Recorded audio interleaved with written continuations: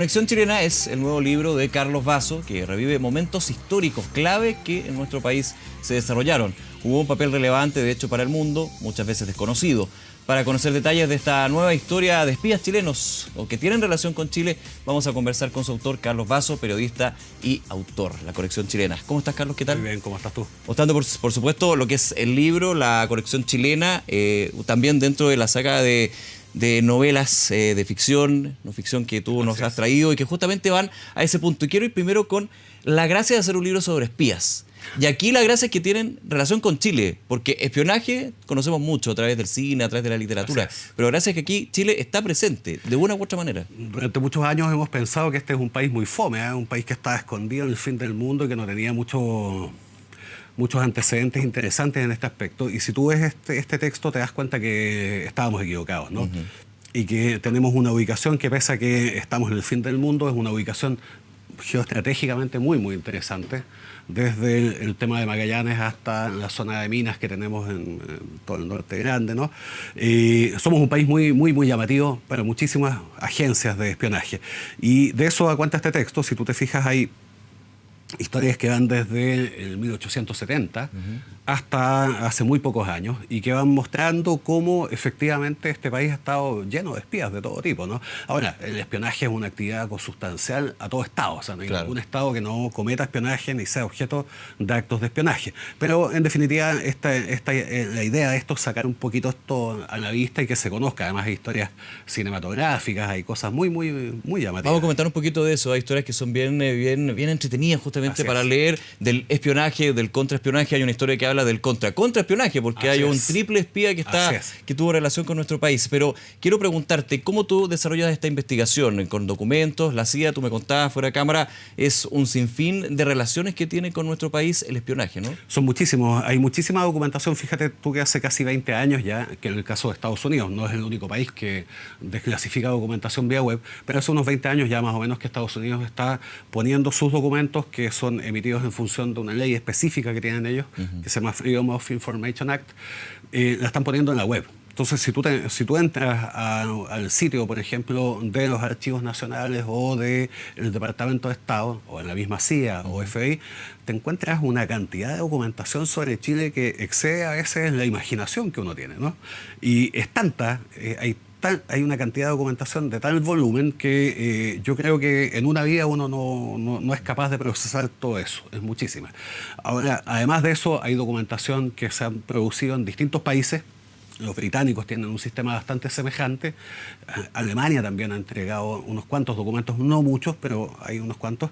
Y también tenemos el caso chileno, con investigaciones que el año pasado puso a disposición de todo el mundo, los archivos de su unidad antinazi, el Departamento 50, que funcionó entre 1939 y 1945. Esos documentos están en la página web de DIVAM, del Archivo Nacional. Y la colección chilena agrupa varias historias. Por ejemplo, ¿cuál es la que a ti te llama más la atención en todo lo que fue el reporteo, en toda la documentación que tuviste que desarrollar?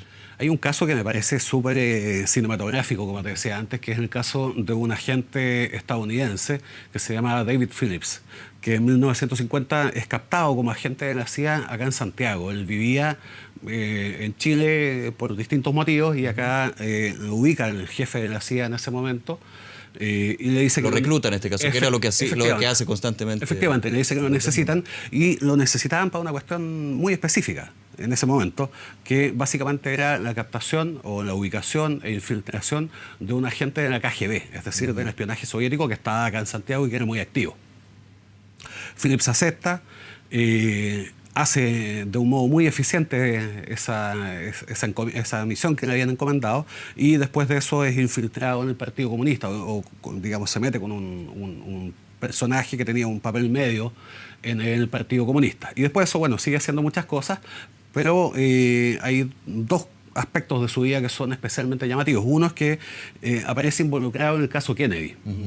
De hecho, la mayoría de los documentos que nos confirman detalles acerca de esta gente los conocimos a fines del año pasado y eso es a consecuencia de que el presidente de Estados Unidos desclasificó documentos del caso Kennedy. Y ahí venían los Esto reciente, Barack Obama. Sí, no, fue Donald Trump. Donald Trump, ¿verdad? Sí, esto fue hace... ¿El año pasado? 8 meses, 9 meses más o menos, ¿cierto? Desclasificó una cantidad gigantesca de documentos y ahí venían las hojas de vida, por ejemplo, de la CIA sobre David Phillips, documentos de 280, 300 páginas, muchos de ellos. Entonces, y ahí aparecen detalles muy, muy interesantes, por ejemplo, sobre su estadía en Ciudad de México, que coincide cuando el asesino del presidente Kennedy viaja a Ciudad de México en octubre de 1963. Él está allá. Hay antecedentes que lo señalan como una especie de agente encargado de Oswald. Él en vida negó todas esas acusaciones. Después, en 1970 encabeza el equipo de la CIA que está a cargo de evitar que Allende asuma acá en Chile, desde Estados Unidos. Claro. ¿No? Y en esas condiciones él es quien diseña una idea muy absurda que consistía en el secuestro del comandante jefe del ejército, el general Schneider, que termina siendo asesinado. Phillips, como te das cuenta, tiene una... Uno de los artífices, y ahí hace esta conexión chilena con la CIA en este caso. Efectivamente, y ahí tú te fijas que es una persona que ha tenido un papel determinante en el país, en la historia inmediata de este país, y que es un desconocido. Claro. También estuvo involucrado, y eso aparece en las actas de una comisión investigadora del Parlamento de Estados Unidos, estuvo involucrado en un supuesto intento de asesinato de Allende, ¿ya?, con un oficial de ejército, que obviamente sabemos que no sucedió. También estuvo involucrado en un intento de asesinato de Fidel Castro acá en Santiago, es una historia que ya contamos el año pasado. Y después, en 1973, cuando se produce el golpe de Estado acá, Phillips es quien está como jefe de la División Hemisferio Occidental en Washington, es decir, quien está a cargo de todas las operaciones que sucedían acá y en distintos países. Oye, hay otra historia bien interesante de un personaje archiconocido. Todos lo conocemos, Arturo Prat. Sí, esa es una historia que más allá de ser un héroe, fue también un espía. Es una historia fascinante, y además fíjate que, y esto lo he dicho muchas veces, da cuenta además de la psiquis de Prat, y nos permite entender con mucho más contexto qué fue lo que pasó ese 21 de mayo. Porque fue al abordaje finalmente. Exacto, y él no es un hecho distinto de lo que había sido su trayectoria hasta como espía, porque él efectivamente 5 o 6 meses antes del episodio del combate naval de Iquique es enviado como espía a Argentina. Además, también, volvemos a esto, muy cinematográfico. El presidente del país lo cita a su oficina. Aníbal Pinto. Aníbal Pinto, ¿no es cierto? Lo cita a su oficina y dice, necesitamos que usted... El país te necesita. El país te necesita, así, como si fuese Hollywood, ¿no? Bueno, y Pratt dice que sí inmediatamente, pero aquí viene un detalle. Después de que el presidente le pide esto, llegan 2 ministros que le dan más detalles de esta misión, y uno de ellos le dice, bueno, y necesitamos que usted escoja un seudónimo, una chapa, una identidad falsa, pues se supone que los espías usan seudónimos. Claro. Y Pratt dice, no, por ningún motivo, yo viajo con mi identidad. Eso te da cuenta un poco del carácter de Prat. Y viajando... Que parte también del espionaje de alguna manera, retar al peligro, tratar de pasar lo más desapercibido posible con actos que obviamente pueden terminar costándote la cárcel o algo mucho peor. Costándote la vida. O sea, en ese momento el conflicto que teníamos con Argentina estaba a punto de llegar a una situación muy, muy extrema, y sin duda, si él hubiese sido detenido en Buenos Aires, acusado de espionaje, habría sido ejecutado. No cabe ninguna duda. Pero él va, hace su misión, ocupa su identidad verdadera, no se hace pasar por nadie que no es, salvo el hecho de que no dice que es un oficial chileno, claro, pero dice que es abogado. Y fíjate que consigue una cantidad de datos que son impresionantes. O sea, consigue mucho más de lo que le habían pedido. Y vuelve vivo. Y vuelve vivo, y eso no es menor, porque en el mundo del espionaje se dice que el único espía bueno es el espía el que sale vivo. No sé. O el que muere de causas naturales muchas veces. Exacto. O el que muere de viejo Exacto, también. que muere de viejo. Oye, podemos contar varias historias que están en el libro. La idea es que compren la colección chilena para poder meterse en este mundo del espionaje a la chilena. No a la chilena, pero sí con Chile. Pero quiero llegar un poquito también a la profundidad del tema espionaje, contraespionaje, inteligencia contra inteligencia, porque es súper atractivo pensando todo el lado oscuro de secretismo que tiene a nivel mundial, porque si hablamos del espionaje hay casos bien dramáticos, pero cuando lo insertamos en la literatura, como es tu caso, lo insertamos en las películas, obviamente hay un atractivo y un gancho muy fuerte para la gente. ¿Por qué crees tú que se da? Bueno, porque tiene un montón de ingredientes, ¿no? Desde, bueno, hay una imagen, hay un estereotipo del espía que se ha construido de un modo hollywoodense. Y evidentemente ese es un estereotipo que no... Claro, muchos pensamos en el James Bond. Bueno, este personaje que yo te comento, David Phillips, era una especie de James Bond. Y de hecho lo menciono así, es obviamente una forma literaria de mencionarlo. porque además de que tenía un muy buen aspecto físico, tenía mucho éxito con las damas, ¿no? Él mismo cuenta en su biografía bastantes episodios de este tipo, y de hecho acá en Santiago él protagonizó una película de cine y la hizo de galán. Entonces, bueno, esa película está perdida.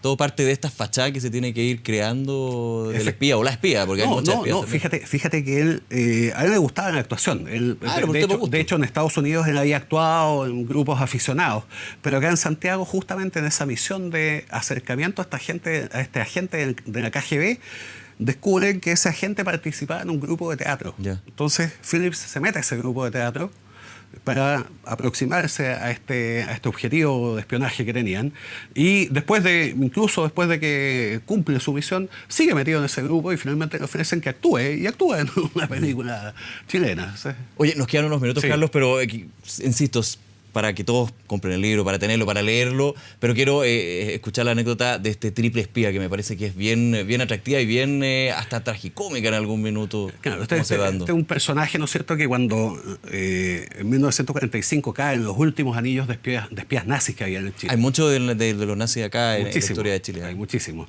Caen los últimos detenidos acá en Santiago y Valparaíso, y cae un personaje que para la Policía de Investigaciones y el juez que investigaba esta causa, un ministro en visita que había, de apellido Baqueano, era un nazi más. Entonces cuando le dicen, bueno, confiese... En toda esta persecución internacional de los... Y persecución chilena, además. Claro. Entonces, en ese momento le dicen, bueno, mejor confiese. Entonces, yo no soy nazi. ¿Cómo que no? Si usted cayó con todo esto, sí, yo no soy nazi. Yo soy agente del servicio secreto del ejército.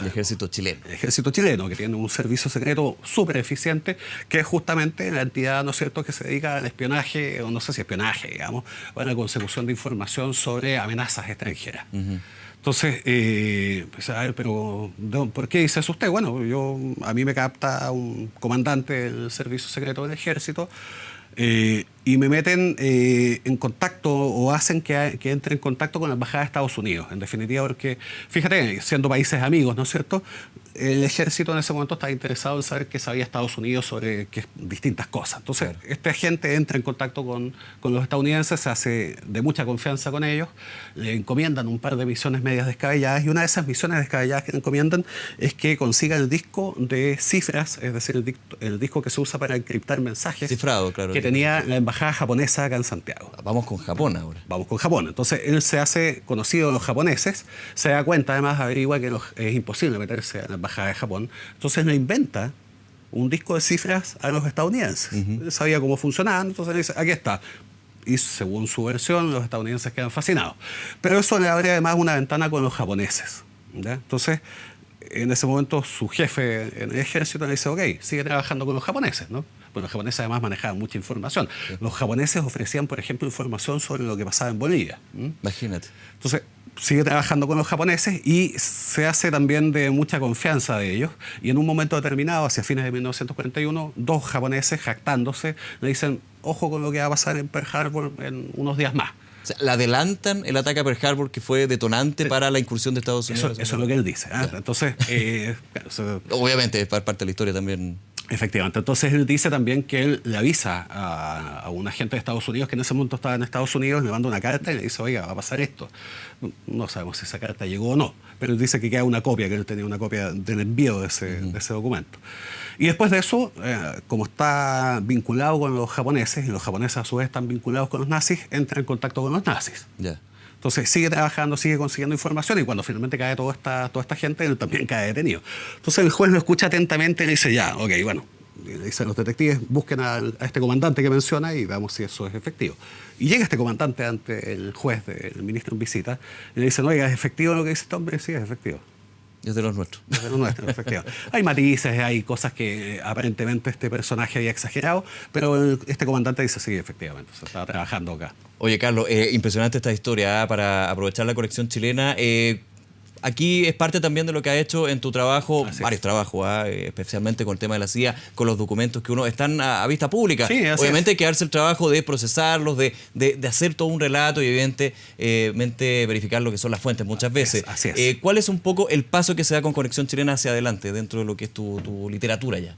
En este momento dejo esto en suspenso y ahora estoy trabajando en ficción, en Ya. una novela que viene a fines de año, pero este es un tema que siempre se está trabajando, o sea, siempre, afortunadamente, y esto es una cosa que hay que decir, en el caso estadounidense, que es el país, digamos, que más documentación entrega, ellos tienen una tradición en el tema de libertad de opinión, libertad de información, que hace que justamente ellos pongan esto a disposición, habiendo antecedentes que muchas veces son perjudiciales para Claro. determinados intereses de ellos. Entonces, siempre hay documentos que están apareciendo y, como te digo, vamos a estar atentos a ver qué viene de nuevo. Que viene de nuevo de lo que es la historia también Así y que es. tiene esta conexión con nuestro Así país. es, efectivamente. Carlos Vaso, bueno, felicitaciones y mucho éxito Bueno, también con este libro. Muchísimas gracias a ti. Un gusto. Muy bien, Que estés cuídate, un gusto. Chao.